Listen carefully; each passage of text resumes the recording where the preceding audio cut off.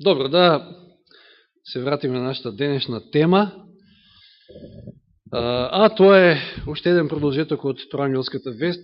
Привршуваме некако, сме во завршниот стих од Троангелската вест, тоа е 12 стих од 14 поглавје во Откровение, че можеме тамо да отвориме или пак па и не мора, затоа што овој стих е добро познат. Откровение 14:12. Зборувавме за трпението на светите. Зборувавме и за пазењето на Божите заповеди, за важноста на Божиот закон, кој што некои сакаат да го тргнат, да го елиминираат, да го минимизираат. И сега ни доаѓа верата во Исуса. Значи, целиот стих гласи, тука е трпението на светите, кои ги пазат Божите заповеди и верата во Исуса. Сега имате некако 50 на 50 се преводите. Едни викаат верата Христова или Исусова, другите верата во Исуса, како е Константинов. Ни така не е грешка, не е некоја голема грешка сега да мора да полемизираме како е точно. Грчкиот оригинал дори дозволува доволно простор да биде и така преведено. Значи на тоа не се задржуваме многу. Преводот овде е верата во Исуса. Што е она што е значајно? Троангелската вест, односно овој стих, дава еден баланс, зборувавме за баланс, како што телото се труди да дисбалансот го доведе повторно во баланс, дали тоа станува збор за шеќер во крвта, за масноти и за било што. Така и Библијата е неверојатно балансирана. Господ во своето провидение знаел дека ќе има крајности, и тоа две крајности во овој поглед. Знаете, денеска едни викаат, верувај и ќе бидеш спасен. Не е битно како живееш, не се битни твоите дела. Значи, како да го одземаат овој првиот дел од стихот и велат, вера во Исуса, тоа е потребно. А пак некои велат, законот. Без вера, верата ја елиминираат. Значи, ниту дела без вера, ниту вера без дела. Ке видиме што е всушност суштината. Точно, ние се спасуваме по вера, преку милост е Господова, но таа вера има и своји дела. Овој стих, кој ги спомнува пазењето на Божите заповеди, тоа се делата. А потоа неа изостава и верата во Исуса.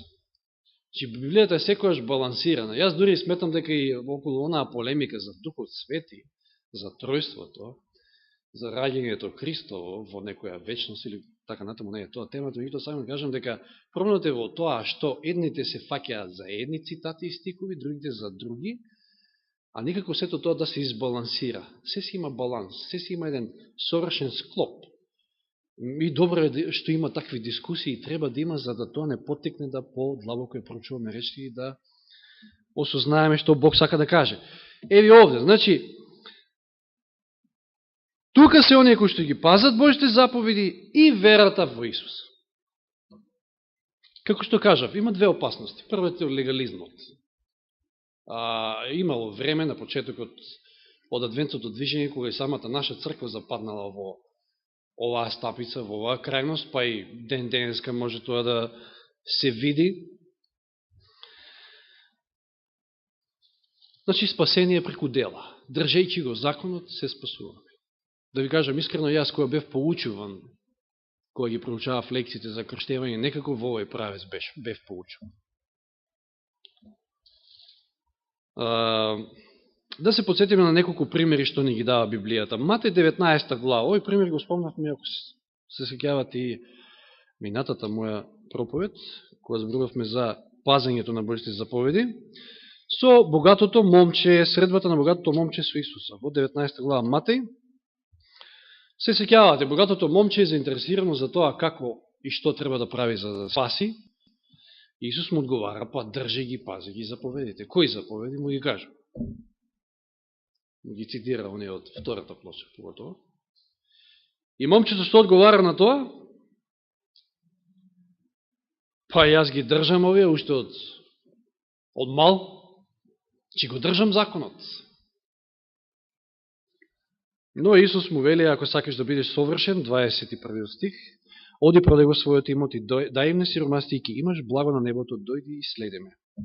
А кога момчето го чу тој збор, си отиде нажален, зашто имаше премногу имоти. Што бил проблемот? Тој го држал законот. Ама дали држањето на законот спасува? Дали првото прашање му било што треба да направам за да бидам спасен? Исус му вели, па држи го, па ја го држам законот. Го држал или не го држал? Во суштини не го држал. Да, надворешно да, го држал.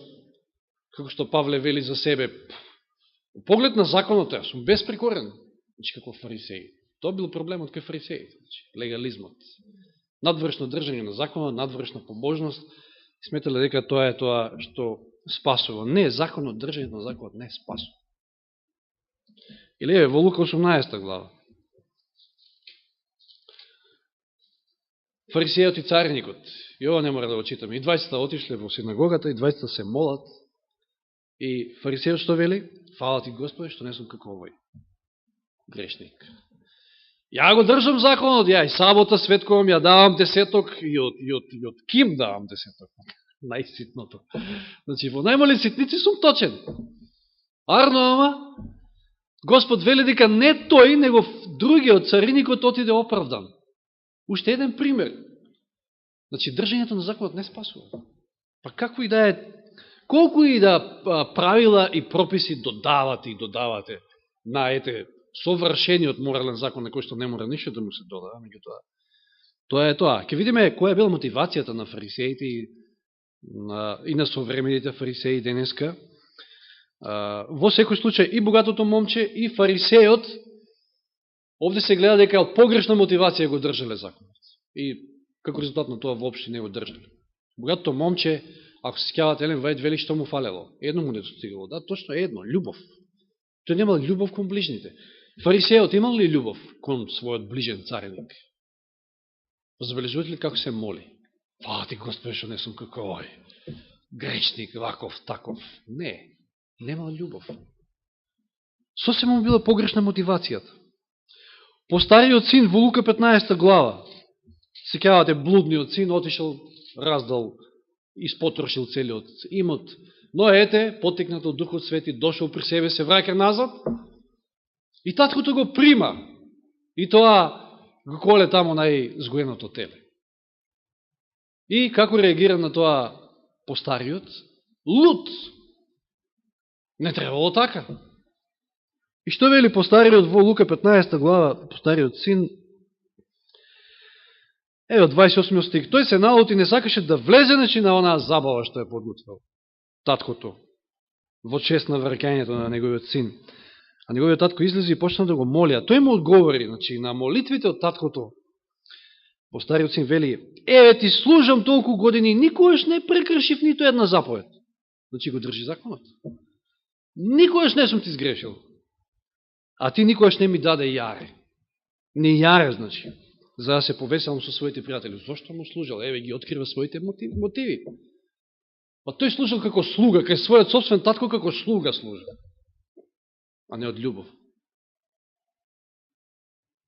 А кога дојде овој твој син, значи нити брат го нарекува, ништо овој твој син, кога тој дојде, кој го растори својот имот со блудници, грешник, значи не види, му закла сгоено теле. Е го истиот проблем, значи. Не се спасуваме ние со законот, со држање на законот.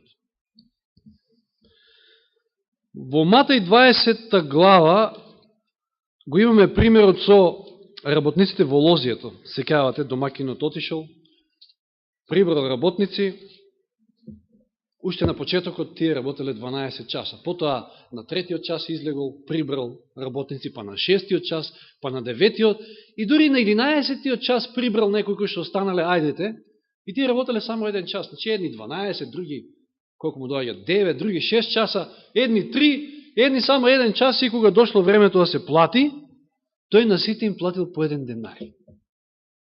И оние кои што работеле највеќе почнаа се бунат. Тие со право, да кажеме, барале она што им следувало плата. Меѓутоа, преку оваа парабола, Господ сака да ни покаже како се спасуваме. Не со дела, не по наши заслуги. Туку, еве читаме од 10 стих. 20 глава. Матеј 10 стих. Кога дојдоа првите, помислија дека ќе примат повеќе. Значи, тој почнал да им дава од овие последниве. И кога дошле на ред првите, тие помислија дека со 1 денари нема да помине, сигурно. Ние работевме повеќе. Но, Имавате, ти се договориле со газдата, со домакинот, за 1 денари. Тоа било по договор.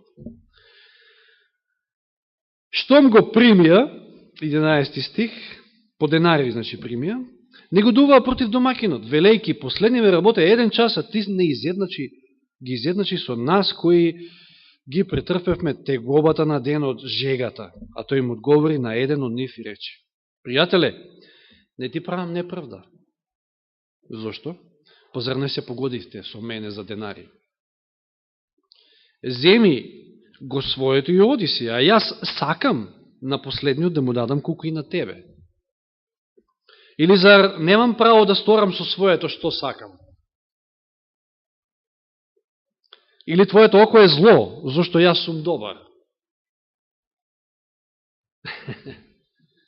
Колко е добар Господ. Значи, ние се спасуваме според милоста Господова.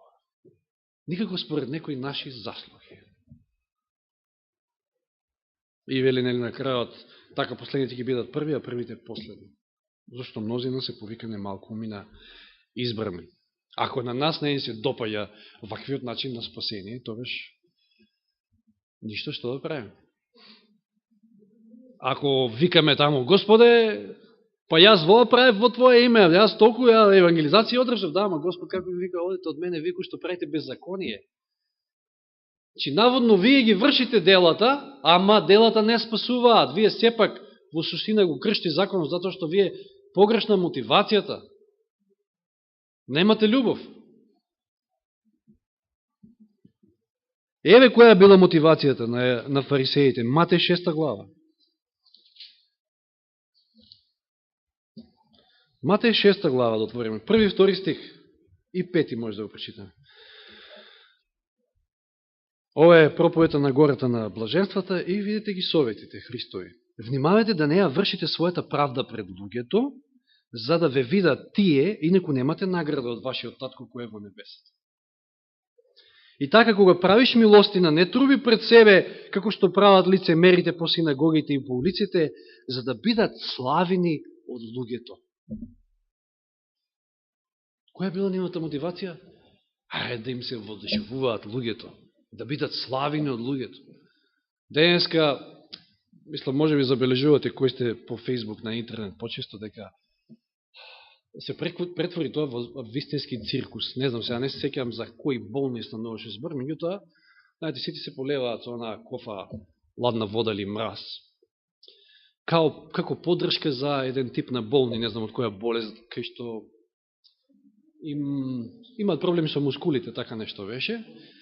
И тоа се претвори во една фарса, една обична. Значи, сите познати славни лица, во знак на поддршка на тие болни, се полеваат со кофа ладна вода, за да го почувствуваат тој ефект. Значи, болните од таа болест постојано имаат таква дрхтавица, да кажам, нели, на мускулите. И зошто го прават тоа, да се запрашаме, Господ еден знае, нели? Меѓутоа повторно за да луѓето ги видат. И тоа се претвори во еден циркус вистински.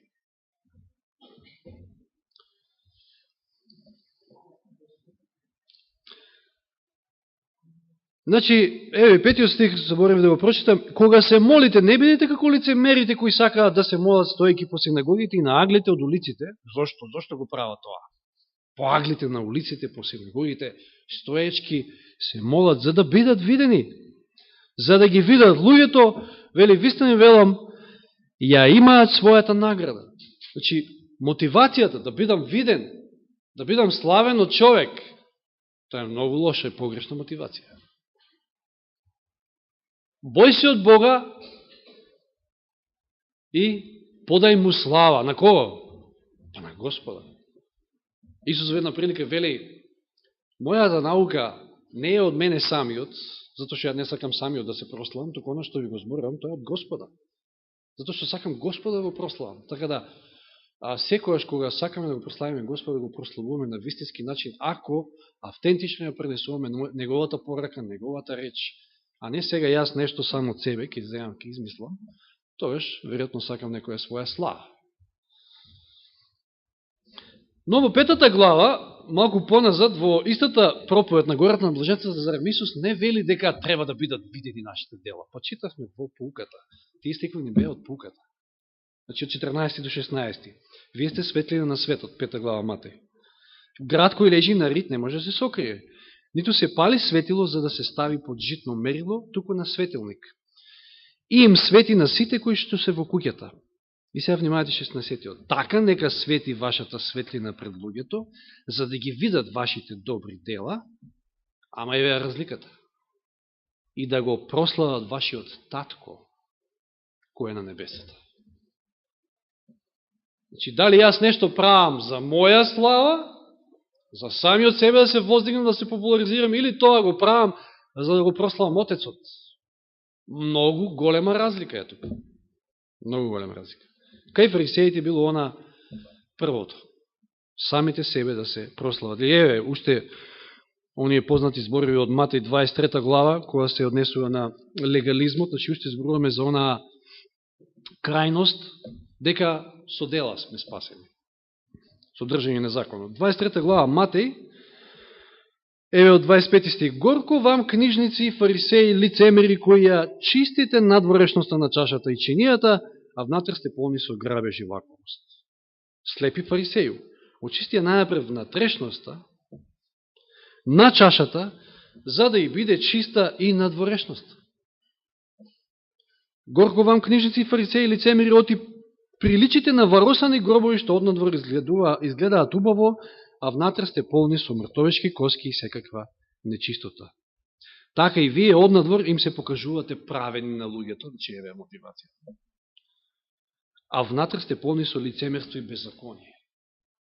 Значи во суштина, надворешно луѓето ве возвеличуваат, вие сте свети во нивните очи, вие го држите безпрекорно законот, а всушност внатре сте полни, вели, со лицемерство и беззаконие. Сега, за разлика од легализмот, има една друга крајност. Антиноминизам таму, како го нарекуваат. Не се бавам баш многу со изрази, меѓутоа, тоа е онаа друга крајност. Верувај и ќе биде спасен. Значи, вера без дела. И сега тие таквите, а ги има многу околу нас, поготово ова подрши, овде има еден куп цркви, значи баптистичка, евангелска, конгрешанска, методистичка, уште некоја можеби, се фаќаат за некои одредени стихови, то посебно Павлови стихови, како да речеме Галатјаните 2.16. Има повеќе, ќе спомнеме некој од нив. Галатјаните 2.16. Што вели овој стих. Но бидејќи знаеме дека човекот не се оправдува од делата на законот, туку само преку верата во Христа Исуса, за да се оправдаме од верата во Христа Исуса, а не од делата на законот, зашто од делата на законот нема да се оправда ниту еден човек. И сега велат, еве, Павле е јасен. Се спасуваме со вера. Никакви дела не се потребни. Затоа го минимизираат значењето на законот, го тргаат тотално. Законот за нив од никакво значење. Или еве Галатјаните 5.4. Значи, малку понапред, Галатјаните 5.4. И ова е силна порека. Меѓутоа, Павле никојаш не е дисбалансиран во своите, иако е тежок, нели, ете, самото писмо вели за разбирање, но не е, ако човек, значи, вистински проучува. 5.4, вели, се одвоивте од Христа, вие кои сакате да се оправдате преку законот, отпаднавте од благодатта. Ова е силен стих, значи, вие кои што сакате да се оправдате со законот, вие отпаѓате од благодатта. И еве велат, според ова, ние се спасуваме со вера. Делата не се битни. Но во истата таа глава, од 16 стих, истиот Павле зборува за плодовите на духот. Зборува за тоа дека оној кој што е спасен со вера, еве, треба да покаже еден ваков живот. А што е тоа? Тоа се делата. Значи, делата се всушност видлива манифестација на верата. Зошто ќе бидеме судени според делата? Па зашто според делата се гледа дали сме имале вера. Од 16 стих во 5 глава Галатјаните: а велам, одете во духот и нема да ги исполнувате страстите на телото. Зошто телото копне против духот, а духот против телото, зашто тие се противат еден на друг, за да не го правите оно што сакате. Но ако духот не води, не сте под законот. Не сте под осудата на законот. Павле кога кажува дела на закон, тоа е едно, ако зборува добри дела, тоа се сосеме други дела. Добрите дела се производ на верата, а дела на законот се оние наши заложби. Демекете со законот, држејќи го законот, ние ќе го милостивиме Господа и ќе бидеме спасени. Тоа се две различни работи.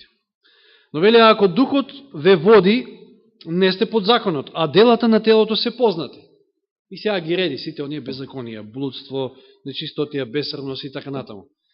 А потоа од 22 стих вели, а плодот на духот е љубовта, радоста, мирот, трпението, љубезноста, добрината, верноста, кротоста, самоконтролата.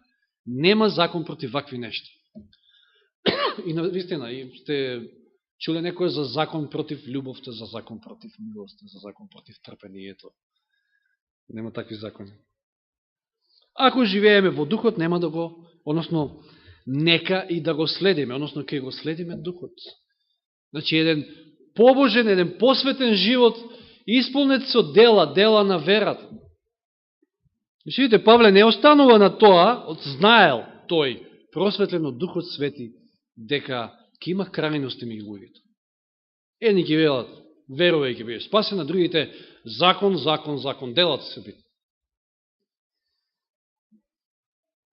Проблемот со Адвентичка црква бил тој, закон се до 1888, кој Господ ќе ги подигне Джон Си Вагонер со она порака за оправдување со вера. Кој што денеска се повеќе се проповеда. Значи, на некој начин, Светиот Дух Господ не води кон воспоставување на оној баланс, кој што го има и во списите на Павле, само што секој си се фаќа за оно што сака да се фати. Римјаните 3 глава, 28 стих. И овој стих го користат. Римјаните 3:28 вели: и така ние заклучуваме, значи врз основа на сето ова заклучуваме дека човекот се оправдува преку верата без делата на законот. А не читаат подолу во 31 стих што вели. Според тоа, дали го укинуваме законот преку верата? Боже сачувај. Да, тоа е најдобриот превод. Дали го тоа, вели Константинов, туку со тоа го утврдуваме законот? Еве го тој баланс на Павле. Читаат еден стих, другиот не го читаат. Тоа не е проучување. Римјаните 5:20. И се фаќаат исто и за овој стих. Значи сега зборуваме за таа друга крајност, значи дека ќе бидеме спасени само со вера. Се спасуваме само со вера. 5:20. А покрај тоа, законот дојде за да се зголеми престапувањето. Но каде што гревот се зголемува, таму благодата се излева уште преизобилно. И сега, значи, греши повеќе, Господ повеќе благодат ќе ти излева. Така сваќаат. А подолу што вели во 6 глава Римјаните? И така што ќе речеме, да останеме ли и понатаму во гревот за да се умножи благодатта? Далеко од тоа, или повторно Боже сачувај. Ние кои умртме за гревот, како ли ќе живееме уште во него? Значи, Павле е сосема избалансиран по овие прашања.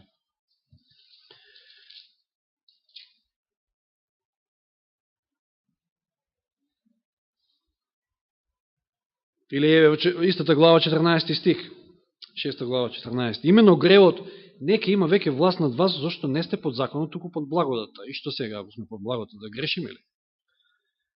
15 стих. Па што, да грешиме ли? Зашто не сме под законот, а под благодата? Да не биде.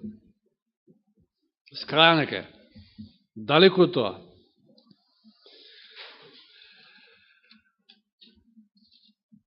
Ќе прочитаме уште неколку стихови во овој правец Тит 1.16.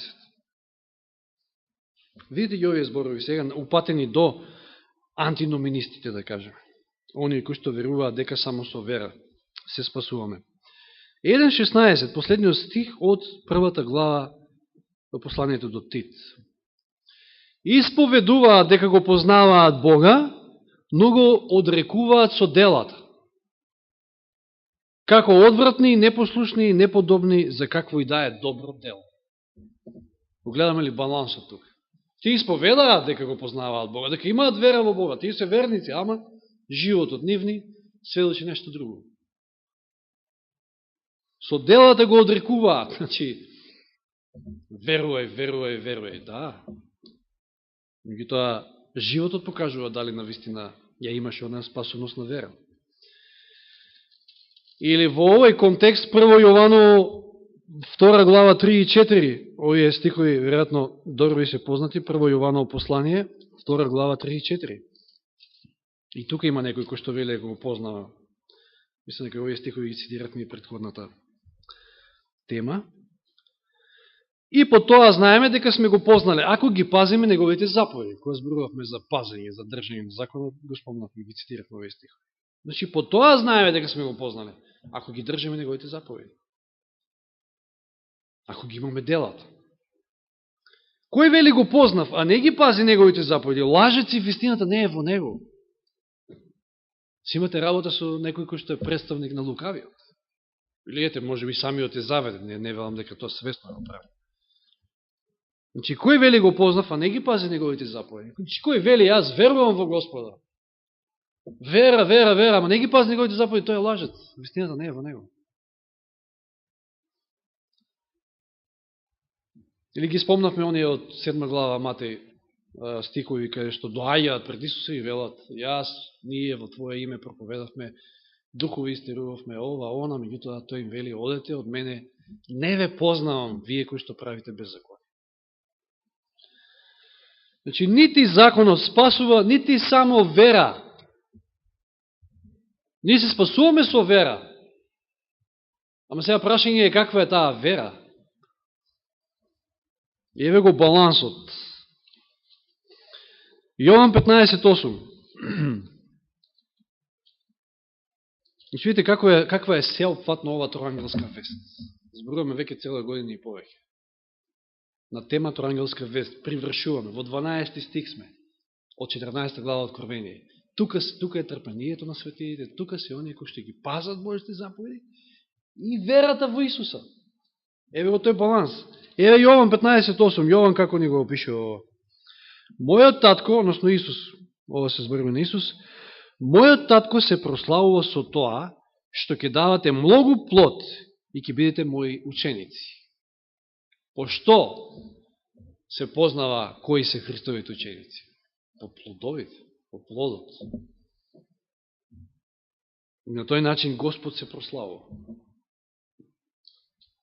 Значи, исповедаат вера, меѓутоа, тие се Христови ученици, Христови следбеници, со тоа исповедаат вера, меѓутоа се познава дека се навистина тоа по плодовите. Ефесијаните 2 глава, овие се стихови кои што највеќе се користат во прилог на овие антиноминисти. Ефесијаните 2 глава, 8 и 9 стих. Пазите, ги читаат 8 и 9 стих и ги цитираат, а 10-тиот никаде го нема. 8 и 9 стих. Зошто по благодат сте спасени преку верата, и тоа не е од вас самите, тоа е Божи дар. Не е од делата, за да не се фали некој. И точка. Преку благодат, преку верата сме спасени. А 10 стих што е ли? Имено негово дело сме создадени во Христа Исуса за добри дела, кои Бог ги подготви однапред за да живееме во нив. Ние сме спасени преку вера, од благодатта Господова. Видовме онаа парабола со работниците на лозијата. Да, така се спасуваме, ама како треба спасението, односно оној нановородениот да живее понатаму? Како да законот не постои? Зато што делата не се битни, битно е само да веруваме. Па нели и ѓаволот верува? Еве да се префрлиме во тој текст во Јаков. Овие, ваквите антиноминисти, воопшто не го поднасаат Јаков, значи неговото послание, Ако сте читали, ако знаете, сте запознаени, и сами од Мартин Лутер имал проблем со ово послание. Читајќи го Павле, односно, да, поготово Римјаните 1.16, она негова позната изјава, да, значи, праведникот со верата се спасува. И толку. Сега, Јаков му е нејасен. Зошто? Што кажува Јаков во своето послание. Во втората глава, вера и дела, оној под наслов од 14 стих, почнувајќи. Мартин Лутер, кога би можел, тој би го исфрлил овој дел. Ова послание е комплетно од Библијата. Меѓутоа, еве го балансот. Вера и дела. Каква е ползата, браќа мои, ако некој рече дека има вера, а нема дела? Може ли верата да го спаси? Може ли таквата вера да го спаси? Еве, вие викате, значи Јаков повторно во она предзнаење, што само Светиот Дух преку своето вдохновение може да му го даде, напишал вакви текстови, веројатно имал проблем со такви некои во свое време, меѓутоа, еве, Господ знаел дека во наше време ќе има вакви. Дали може таквата вера да ве спаси? Без дела. И сега кажува пример, ако некој брат или сестра се голи и без секојдневна храна, па некој вас им рече, одете си во мир, стоплете се и наситете се, а не им го даде она што им е потребно за телото, каква е ползата? Че делата ги нема? Одете, имајте вера во Господа, Господ ќе се погрижи. Така и верата, ако нема дела, мртва е сама по себе. Знаете, ова е силен речник. За да разбереме малку повеќе, ќе го дочитаме овој дел. Меѓутоа, Павле зборува за тоа како се спасува. Кога ги спомнува оние дела на законот. Не можеме да се спасиме со држање на законот. Туку само со вера. Но, Јаков овде верува како спасени, односно како наново родени, како нови битија, како живееме, како треба да живееме. Тоа е таа вера која што работи преку љубовта. Значи, делотворна вера. Има една книга, делотворна вера, се вика. И како кај застанавме, значи 17 стих, така и верата, ако нема дела, мртва е сама по себе. Но ако некој рече, ти имаш вера, а јас имам дела. Сега, ти велиш со вера се спасуваш, јас со дела се спасуваш. Покажи ми ја својата вера без дела, а јас ќе ти покажам верата од моите дела. Значи, делотворната вера. Ти веруваш дека има само еден Бог. Добро правиш. Видите со што ги споредува оние кои што велат дека само со вера се спасува. Па и ѓаволот вели, бесовите, значи, веруваат, но и треперат. Сакаш ли пак да сознаеш, суетни човеку, дека верата без дела е мртва? Повторно уште еднаш. Нашиот татко Аврам, и сега ова, веројатно го збунило Мартин Лутер, и нас, веројатно, кој сме читале, некојаш не збунувало. Нашиот татко Аврам не беше ли оправдан од делата, која го принесе на жртвеникот својот син Исак? И сега ќе рече, чекайте. Па Павле вели во Римјаните 4 глава дека Аврам е спасен со вера. Верата негова му се засмета во праведност. Што вели Јаков овде? Да се запрашаме, зашто го направил Аврам тоа што го направил? Значи, Аврам послушно, како што Бог му се објавил, му кажал да оди, да го однесе својот син Исак, својот единороден син, да го принесе за жртва, го послушал, тој го направил. Врз основа на што? Затоа што верувал. Значи, тоа е само последица, тоа се делата кои што произлегуваат од таа негова вера. Значи, Јаков сака да каже дека Аврам, кај бевме, значи, нашиот татко 21 стих, Аврам не беше ли оправдан од делата? Со други зборови, од таа делотворна вера, вера од кој што произлегува дела, и дека верата која го принесе, нели, жртвеникот. Сега 22 стих појаснува, гледаш дека верата соработуваше со неговите дела и дека верата преку делата стигне до совршенство. Совршената вера е делотворна вера, вера која што работи преку љубовта. И гледате ли, вели понатаму, Да, после 23 стих цитира, за да се исполни, да и така се исполни писмото кое вели Аврам му поверува на Бога и тоа му се засмета за правда и се нарече Божи пријател. Гледате ли дека човекот се оправдува преку дела, а не само преку вера? Исто така и блудницата Раав ја спомнува, не се оправдали преку дела која ги прими согледувачите и која ги испрати по друг пат. 26 стих е исто така силен. Именно како што е телото без дух мртво, така и верата без дела е мртва. Ако имате тело, телото самото по себе, на почетокот, Господ кога го создал Адам, телото било мртво, се дека не, Господ не му го дувнал оној здив живот. И здивот посебно и телото посебно ништо не е. А заедно, тоа е она совршено дело, како што Господ го создал Адам совршен. Значи, Библијата ни дава еден совршен баланс. Не можеме да заталкаме ниту во едната или во другата крајност, доколку ја читаме Божјата реч, како што е и самиот Павле, значи, кажува јасно и се сложува со Јаков совршено, значи Библијата не е контрадикторна самата на себе. Во Галатјаните 5.6.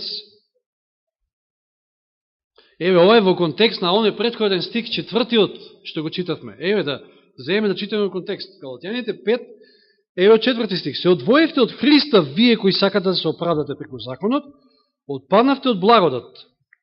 Зошто ние преку духот, преку верата ја очекувавме надежта на правдата. И сега ви внимавајте 6 стих.